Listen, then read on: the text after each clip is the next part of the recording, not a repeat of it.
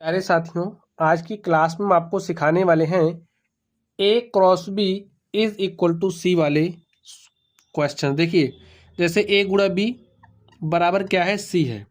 सी आपका क्या है, कांस्टेंट है, ठीक है। और ए बी कुछ इस तरीके से हो सकते हैं। जैसे देखिए, जब हम लोग लंबाई गुणा में चौड़ाई करते हैं तो हमें क्या मिलता है, क्षेत्रफल मिलता है, ठीक। अभी क्वेश्चन आप लोग पढ़ोगे ना तो सारी बातें आपकी समझ में आ जाएंगी। ए और बी हमारे क्या क्या हो सकते हैं, इस बात को आप लोग समझ लीजिए। जब हम लोग क्षेत्रफल को गुणा करते हैं, किससे, क्षेत्रफल को गुणा करते हैं ऊंचाई से, तो हमें क्या मिलता है, आयतन मिलता है, ठीक। जब हम लोग, जो हमारा प्राइस होता है, प्राइस को मल्टीप्लाई करते हैं कंजम्पशन से, यानी कि जो खपत है कंजम्पशन से, तो हमें क्या मिलता है, खर्च, हमारा एक्सपेंडिचर मिलता है, ठीक है। और जब हम लोग प्राइस को, जैसे कोई भी सामान है जिसका जो मूल्य है, जब हम लोग प्राइस को मल्टीप्लाई करते हैं सेल से, तो हमें क्या मिलता है, इनकम मिलती है। और जब हम स्पीड को मल्टीप्लाई करते हैं टाइम से, तो हमें क्या मिलता है, डिस्टेंस, हमारी दूरी मिलती है हमें, ठीक है। ए और बी यही हो सकते हैं। अब आप लोग ध्यान से इस क्वेश्चन को पढ़ोगे तो ये सारी बातें आपकी समझ में आएंगी। एक बात आप लोग समझिए, जैसे हमने ले लिया ए इज इक्वल टू 6 और बी इज इक्वल टू हमने क्या ले लिया, 5 ले लिया। और जब हम ए गुणे बी करेंगे तो हमारे पास क्या आएगा, देखिए, ए के स्थान पर आपको क्या रखना है, 6, और बी के स्थान पर क्या रखना है, 5। तो 6 गुणे 5 करोगे कितना हो जाएगा, 30। अब स्टूडेंट, ये जो 30 है इसको बदलना नहीं है आपको, ठीक है। और अगर ए में कुछ प्रतिशत की कमी की जा रही है, बी में कितना वृद्धि होगा, कितना वृद्धि करना पड़ेगा कि ये जो आपका सी है ये वही रहे, इसमें कोई परिवर्तन ना हो। तो इस तरीके के जो सवाल हैं इसी की हम चर्चा करेंगे। अब जैसे हमने ए में कमी कर दी, ठीक है, और हम चाह रहे हैं जो हमारा सी है उसमें कोई भी कमी ना करना पड़े, वैसे जैसे है वैसे ही रखो। तो यहाँ पर बी के मान में कुछ परिवर्तन करना पड़ेगा। तो यहाँ पर देखिए, 5 को कितना से गुणा करोगे, 30 हो जाएगा, तो 6 से। बात समझ में आ गई। चलिए प्रश्न को करते हैं, अभी चीज़ें आपकी समझ में आएंगी।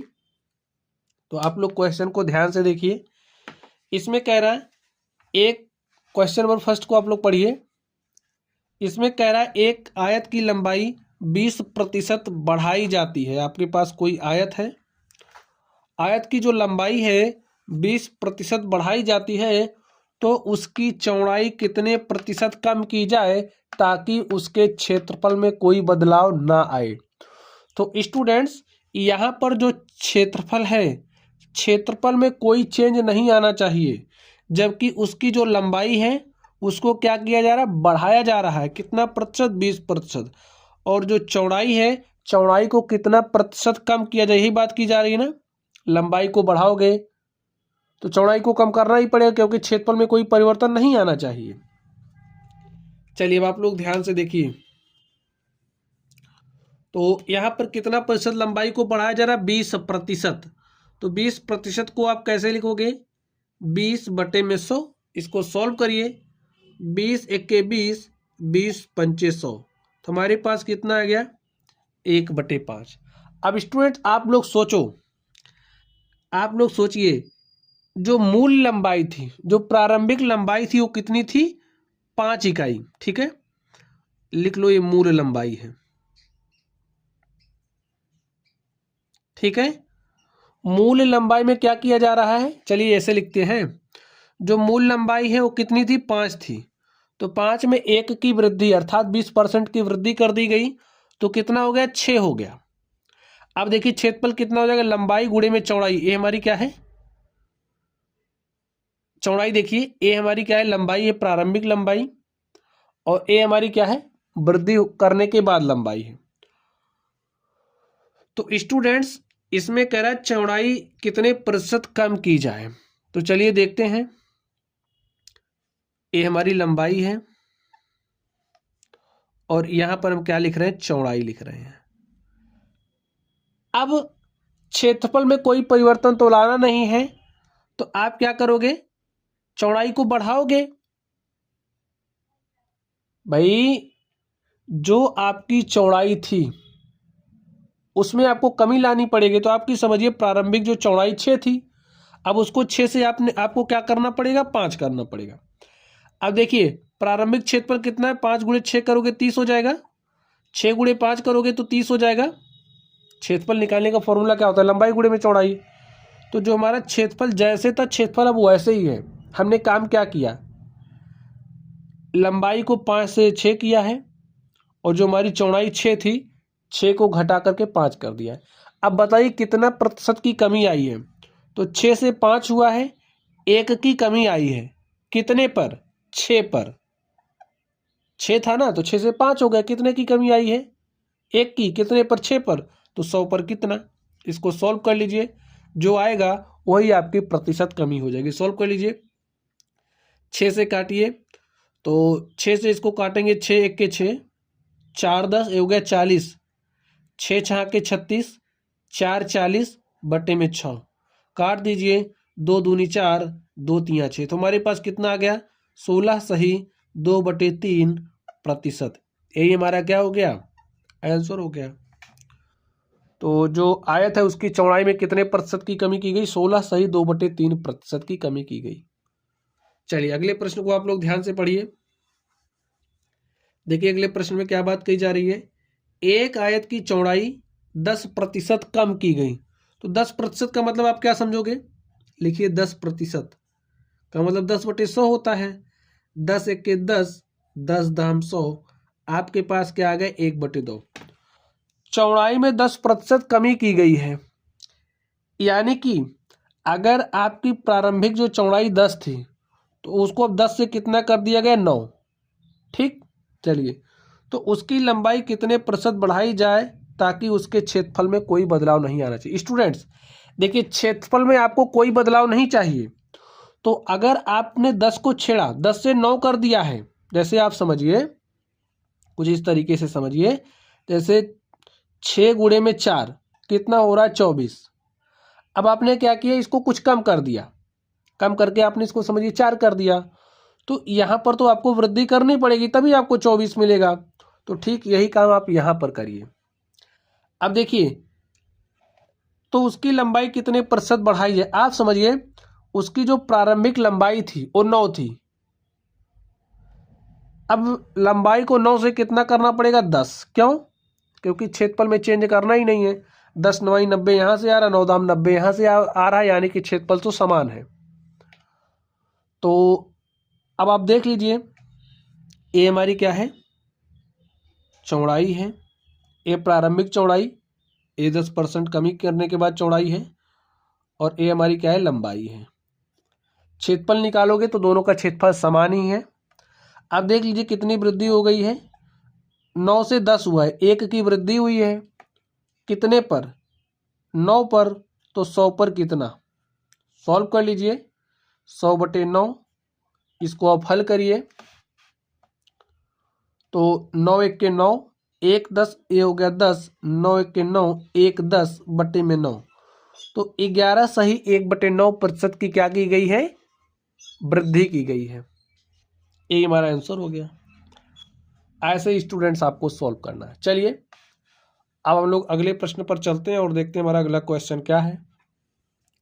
तो अगले क्वेश्चन को आप लोग ध्यान से देखिए, इसमें क्या बात कही जा रही है, एक सिनेमा घर की टिकटों की बिक्री 30% कम हो जाती है। बिक्री कितना प्रतिशत कम हो रही, 30%। तो आप समझिए 30% को आप कैसे लिखोगे, 30/100, 0 से 0 काट दिया। अब देखिए पहले बिक्री 10 टिकटों की थी, 3 की कमी हो गई, इसका मतलब कितने टिकट अब बिक रहे हैं, 7 टिकट। पहले 10 बिक रहा था, अब कितना बिक रहा है, 7। तो टिकटों की कीमत कितने प्रतिशत बढ़ाई जाए ताकि कुल लंबाई में कोई बदलाव, ताकि कुल कमाई में, ठीक है, जो उसकी इनकम है, ताकि कुल इनकम में कोई बदलाव ना आए। तो स्टूडेंट्स अब क्या करना है, इनकम में कोई बदलाव नहीं लाना है। तो आपको पता है ना, जो हमारी इनकम है वो किसके बराबर होती है, प्राइस इंटू में सेल के। तो पहले 10 टिकट बिक रहा था, अब 7 बिक रहा है। अब आप समझिए, एक टिकट की जो प्राइस थी वो कितना थी, 7 रुपये थी। अब आपने क्या किया है कि भाई उसकी कीमत को थोड़ा सा बढ़ा दिया ताकि जो हमारी कमाई थी उसमें कमी ना आए। तो आपने उसको 7 से 10 कर दिया। अब देखिए, ये क्या है, टिकटों की संख्या है, ठीक है, और ये क्या है, प्राइस है, भाई एक टिकट का मूल्य। पहले 10 टिकट बिक रहे थे तो एक टिकट का मूल्य 7 रुपये था। अब आपके 7 टिकट बिक रहे हैं तो एक टिकट का मूल्य कितना हो गया है, 10 रुपये। अब देखिए क्या कमाई पर कोई फर्क पड़ रहा है, जब आप प्राइस इंटू सेल, 7 रुपये एक टिकट का कीमत है, समझिए वैसे, और 10 आपने बेचा तो 70 रुपये की कमाई हुई। अब क्या किया आपने, 7 टिकट बिक रहे हैं, आपने टिकटों की कीमत को बढ़ा दिया तो कमाई कितनी हो रही, तब भी 70 ही हो रही है। तो कमाई में, इनकम में कोई चेंज नहीं हुआ है, ठीक है, केवल जो टिकट की प्राइस थी उसको 7 से 10 कर दिया गया है। तो यहाँ पर देखिए 7 से 10 होने में कितने की वृद्धि हुई है, 3 की। भाई 7 से 10, 3 की वृद्धि हुई है। कितने पर, टिकटों की कीमत कितने प्रतिशत बढ़ाई है, तो इसी के लिए हमें प्रतिशत निकालना है। तो 7 से 10 हुआ, 3 की वृद्धि हुई, कितने पर, 7 पर। तो 100 पर कितना, सॉल्व कर लीजिए आप इसको। तो काटिए इसको, 100 तिया कितना हो गया, 300 बटे में 7, सॉल्व करिए, 7 चौके 28। चलिए यहाँ पर लिखते हैं, 7 चौके 28, 2 30, ये हो गया 20, 7 दूनी 14, 6 20, 60 हो गया, दशमलव लगाया तो 7 अठे 56, 4 60, 40 हो गया, 7 पचे 35, 5 40, 7 पचे 35, 5 40, ऐसे आता जाएगा। तो 42.855 ऐसे आता जाएगा। तो आप क्या पढ़ोगे, 42.85% की वृद्धि की गई है। तो लिख दीजिए, टिकटों की कीमत में वृद्धि, टिकटों की कीमत में वृद्धि 42.85% की गई है ताकि इनकम पर कोई प्रभाव ना पड़े। तो स्टूडेंट्स, इस तरीके से A क्रॉस B, A गुणे B is equal to C वाले जो हमारे सवाल थे उनको हमने सॉल्व किया। तो आप लोग पढ़ते रहिए। अगर आप लोगों को कोई भी डाउट हो तो कमेंट बॉक्स में कमेंट करना। वीडियो पसंद आए तो वीडियो को लाइक कीजिएगा, चैनल पर नए हो तो चैनल को सब्सक्राइब कीजिएगा। तो चलिए स्टूडेंट्स, आप लोग पढ़ते रहिए। Thank you.